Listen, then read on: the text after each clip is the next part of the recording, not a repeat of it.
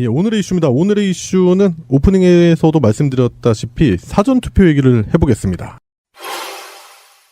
네, 19대 대선 사전투표에서 26% 넘는 역대 최고 투표율이 나왔습니다. 예, 이틀 동안 1,100만 명이 넘는 유권자가 투표해서 전체 유권자 4명 중에 1명은 투표에 참여했습니다.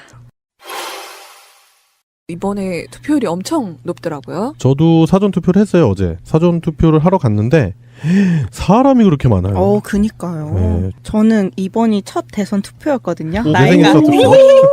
내 생일 첫 투표. 네, 내 생일 첫 투표였는데 나이가 어려서 근데 학교 근처에 있는 곳에서 해서 그런지 커플들이 손잡고 막 오고 저희 또래 20대 분들을 되게 많이 봤거든요. 그래서 기분이 되게 좋았어요. 뿌듯했어요. 관외 투표하시는 분들이 많았던 게 그 학교에서 집이 이렇게 멀어가지고 못 가시는 분들이 사전투표 장소에 오셔가지고 관외투표를 그렇게 또 많이 하시더라고요, 보니까. 맞아요. 그래서 관외투표 용지가 선관위 직원분도 많이 늘었다, 그렇게 말씀을 하시더라고요.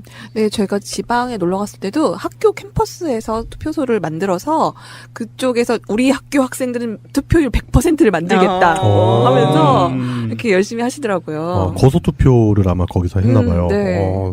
그 학교장님이 좀 대단하신 것 같은데. 그니까. 예. 학장님? 예. 저는 사전 투표를 안 했거든요. 네. 네, 저는 본 투표일 날 투표를 하려고 사전 투표를 안 했고요. 사전 투표는 사실 대한민국의 역사를 보면 정체성에 잘 안 맞는 제도예요. 최근에 우리가 사전 투표라는 게 익숙한데 예전에는 민주정부, 참여정부 빼고 역대 그 새누리류의 정부들은 투표율이 올라가는 걸 달가워하지 않았어요. 투표율이 적어야 좋았어요. 왜냐하면 젊은 사람들이 많이 투표할수록 불리하다는 거를 김대중 대통령이 처음에 70년대 후보로 나왔을 때 박정희가 그걸 절실히 느꼈어요. 40대 기수로 김대중 씨가 그때 젊은 40대에서 대통령으로 나왔는데 박정희가 진 거였는데 그때 느낀 거예요. 저 사람들이 뭐 김기춘, 기타 등등 이런 사람들이 투표율이 높을수록 우리한테 불리하다. 그래서 지금도 계속 얘기하는 투표 연령을 낮추고 투표 시간을 늘리고 이런 거에 계속 반대를 해왔었어요. 그러다가 최근에 들어서야 지금 뭐 사전투표, 거소투표, 해외에 거주하시는 분들 투표 이런 제도들이 생겨나기 시작을 했고요. 그리고 그 부분에 대해서 그렇게 큰 의미를 두지를 않았는데 이번 대통령 선거에서 깜짝 놀란 거죠. 투표율이 너무나 많이 나오니까 그러니까 이거는 경천동지할 만한 사건이다. 이 투표율이 나왔다는 거는 지금 26.06% 나왔죠? 네. 근데 그 수치도 거짓말이에요. 왜요? 왜냐하면 투표율 계산을 선관위조차도 잘못하고 있어요. 그러니까 지금 투표자 수가 1,107만 2,310명이거든요. 네. 네네네. 그런데 이 분모는 유권자잖아요. 네네, 네. 그렇죠. 근데 이 유권자의 수를 어디로 보느냐? 요거 기준이 선관위에서 그냥 대충 퉁친 거예요. 그러니까 무슨 소리냐면 전체 유권자로 나눠버렸어요. 전체 유권자로 나누는 게 아닙니까? 아니죠. 공직선거법상에는 사전투표와 예. 거소투표와 해외 주재하는 사람들의 투표 이런 것들이 다 나누어져 있어요. 그래서 사전투표라는 거는 항목이 따로 있어요. 그러니까 우리가 지금 하신 관외투표, 그러니까 우리나라에서 읍면동에 설치되어 있는 사전투표소에서 투표한 것만 사전투표예요. 그래서 그거를 기준으로 분모를 해서 나누면 몇 퍼센트가 나오냐 하면요. 26.3%가 나와요. 26.06이 아니고 더 높죠. 높네요. 예. 소수점의 숫자라고는 하지만 그래도 차이가 어마어마하게 나는 거죠. 얼마큼 차이 나냐 하면요. 순수하게 지금 제가 말씀드린 대로 사전투표를 계산하면 우리나라 총 유권자가 이번에 4,247만 9,710명이거든요. 네. 그런데 사전투표로만 계산할 때 유권자는 4,207만 9,898명이에요. 차이가 많이 나죠. 네, 많이 나네요. 예. 이게 그러니까 퍼센트 단위로 생각을 하면은 별 차이 안 나는 것 같지만 실제 숫자로 풀어보면은 약 차이가 47만 표 정도 차이가 나요. 47만 표면 당락이 결정되는 그런 숫자잖아요. 그래서 예.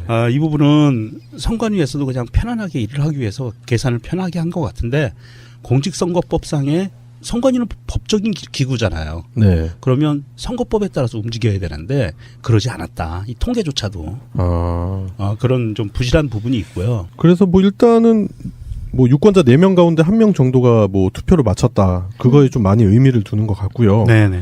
그리고 지금 역대 최다 투표율이죠. 사전 투표로서는 현재. 그죠? 네. 예. 최다 투표율입니다. 예. 인천공항에서 엄청 긴 줄을 보니까 저는 가장 먼저 든 생각이 비행기 시간 놓치면 어떡하지. 그러니까요. 그래서 못 타고 가시는 분도 많으실 텐데. 실제로 많이 투표를 못하고 비행기 시간에 네. 투표 포기하신 분들도 많아요. 네, 그러셨을 것 같아서 그런 분들은 아예 9일날 못 오시니까 진짜 해야 되는 분들인데 그렇죠.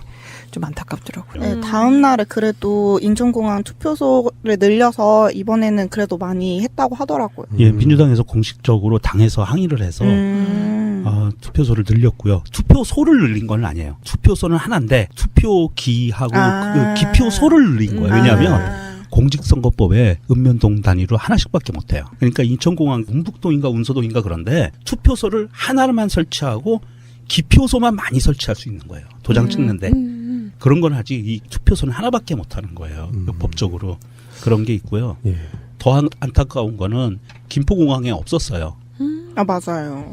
제주공항에도 없었어요. 김해공항에도 없었어요. 보통 김포는 이제 국내선, 이제 제주나 이쪽 남해 쪽 가시는 분들이 많이 이용을 하시게 되잖아요. 예. 그 다음에 일본과 중국 가는 중국, 노선이 예. 주로 김포에서 많이 떠요. 예. 아, 그런 부분 생각하면 또 본투표에서 그분들이 투표를 하시면 모르겠지만 사전 투표만을 염두에 두셨다면은 어떻게 보면 또 투표의 피해를 본 기회를 거죠. 놓친 거죠. 예, 투표권이 박탈당한 거죠. 아쉬운 부분들이 아직도 정책적으로 자리를 잡지 못했다. 네. 예, 그런 부분들이고요. 뭐 그런 부분도 짚어볼 수 있는데 또 이번에 이제 투표지 관련한 얘기가 좀 많았어요. 아, 그렇죠. 논란이 되는 예. 허위사실 유포자들을 잡아넣었다는 기사를 봤는데 네, 일단은 뭐 그 투표 용지가 다르다.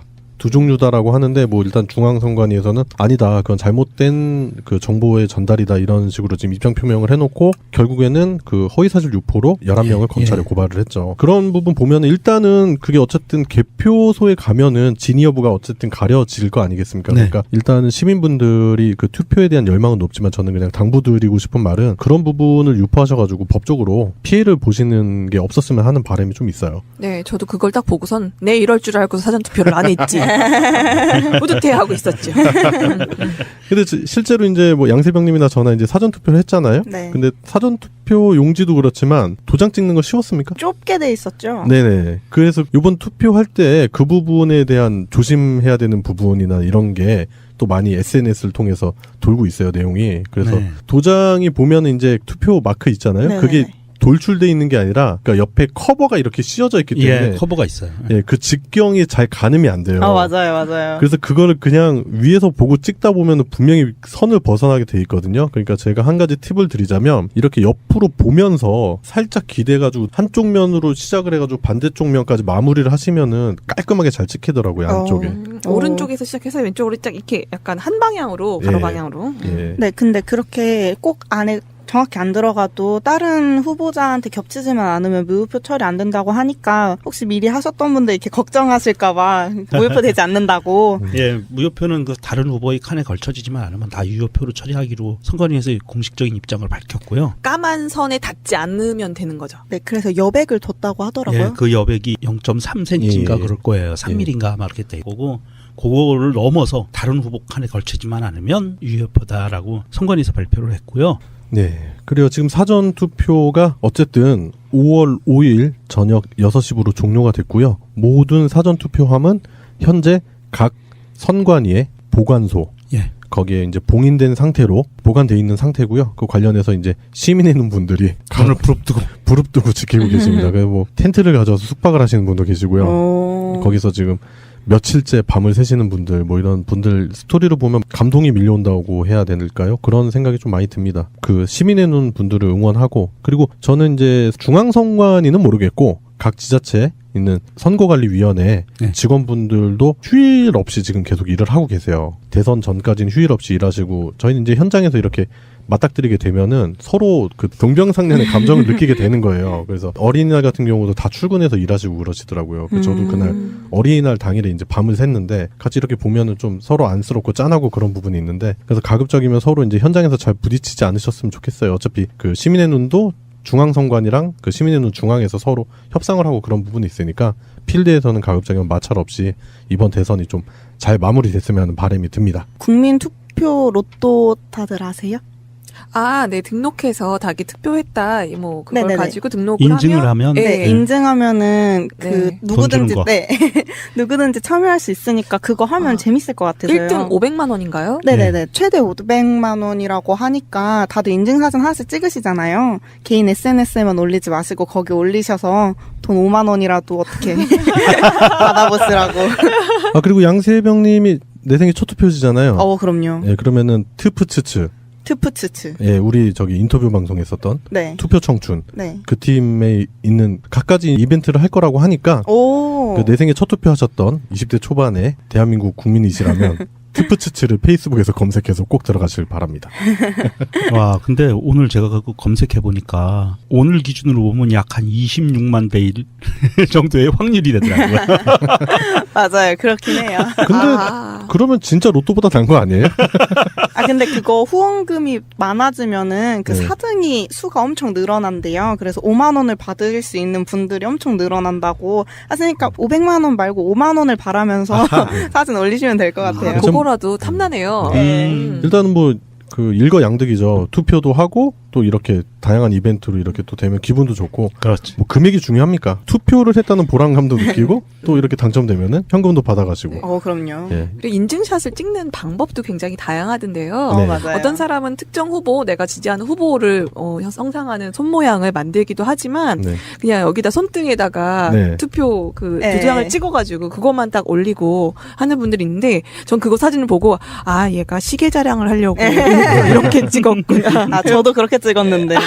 그리고 참고로 이제 투표소나 투표소 반경 100m 안에서는 절대로 특정 후보를 지지하거나 그런 뭐 유인물이라든지 그런 거 들고 다니시거나 그 후보를 상징하는 그런 행동을 하시면 제재를 받거나 잘못하면 걸릴 수가 있어요. 그러니까 그런 부분 조심하셔서 하시는 게 좋죠. 아니 근데 자기가 지지하는 사람의 뭐 작은 뭐 포스터 같은 거 갖고 있다가 그 투표하러 잠깐 들어가도 안 되는 건가요? 몸에 지녔는데 다른 사람이 안 보면 상관은 없어요.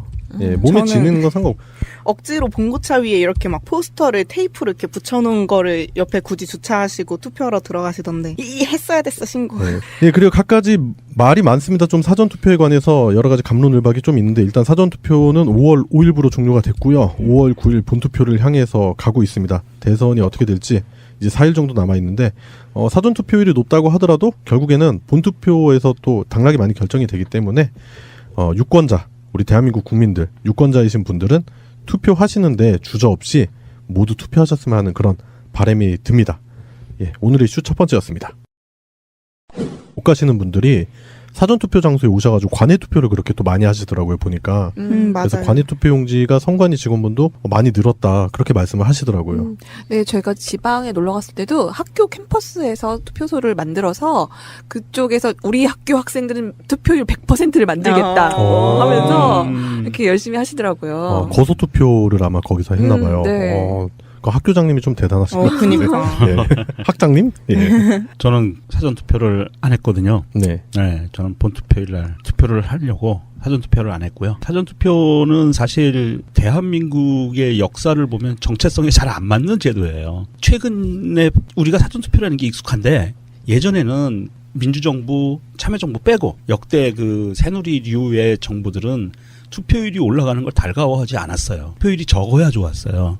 왜냐하면 젊은 사람들이 많이 투표율 계산을 선관위조차도 잘못하고 있어요. 그러니까 지금 투표자 수가 1107만 2310명이거든요. 네. 네네네. 그런데 이 분모는 유권자잖아요. 네네, 네. 그렇죠. 근데 이 유권자의 수를 어디로 보느냐? 요 기준이 선관위에서 그냥 대충 퉁친 거예요. 그러니까 무슨 소리냐면 전체 유권자로 나눠버렸어요. 전체 유권자로 나누는 게 아닙니까? 아니죠. 공직선거법상에는 사전투표와 예. 거소투표와 해외 주재하는 사람들의 투표 이런 것들이 다 나누어져 있어요. 그래서 사전투표라는 거는 항목이 따로 있어요. 그러니까 우리가 지금 하신 관외투표, 그러니까 우리나라에서 읍면동에 설치되어 있는 사전투표소에서 투표한 것만 사전투표예요. 그래서 그거를 기준으로 분모를 해서 나누면 몇 퍼센트가 나오냐 하면요. 26.3%가 나와요. 26.06이 아니고 더 높죠. 높네요. 예. 소수점의 숫자라고는 하지만 그래도 차이가 어마어마하게 나는 거죠. 얼마큼 차이 나냐 하면요. 순수하게 지금 제가 말씀드린 대로 사전투표를 계산하면 우리나라 총 유권자가 이번에 4,247만 9,710명이거든요. 네. 그런데 사전투표로만 계산할 때 유권자는 4,207만 9,898명이에요. 차이가 많이 나죠. 네, 많이 나네요.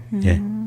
이게 그러니까 퍼센트 단위로 생각을 하면은 별 차이 안 나는 것 같지만 실제 숫자로 풀어보면은 약 차이가 어마어마. 47만 표 정도 차이가 나요. 47만 표면 당락이 결정되는 그런 숫자잖아요. 그래서 예.